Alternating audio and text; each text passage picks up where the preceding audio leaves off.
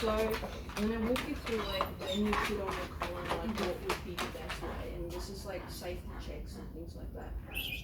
So when we put this on, what most people don't realize, hey, it's beautiful, is if the contact points don't make contact, it's not going to work. Okay, but most people are very afraid that they're putting it on too tight. Okay, and I understand that. You don't really want to jerk your dog the whole day.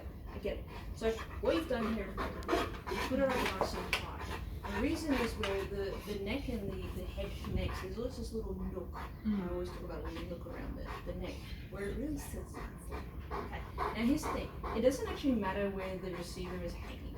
Over time, gravity takes effect and it will actually slide down. You can put it at the back, you can put it on the side. It doesn't really matter. It's going to slide. Okay. So when I put the collar on and I want to check that it's not too tight, right? First thing I do is I like to put my fingers through the collar. Now I can get easily through fingers. That's really good. That means you've got enough slack for changes in the way he's moving and things like that. The second thing I like to do is I like to move it up and down so it gets through all the fluff, right? You've got a very fluffy pup. Yeah. Now, depending on the dog's coat, that could look very different. The last check I'd like to do is I'd like to see if it moves too easy to the sides. So see how that actually moves with his skin?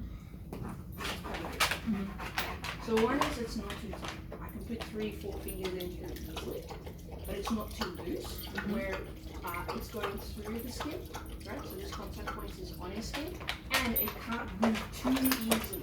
With time it will, but not too easily. That's how you check to see how I put the collar on correctly. Now you spoke about this extra bit of, thing here. Now you can go and give yourself about 5 more, like 1 or 2 more holes after you flip it through and cut that. Okay. Yeah. You don't need to do it now, but you can. Yeah. It's really up to you. I prefer to do it when I don't have the on the dog, because you kind of see this accidents can happen. Very So true. that's a really good way to sort of find how it fits on you. Any questions? No. You can stop that one.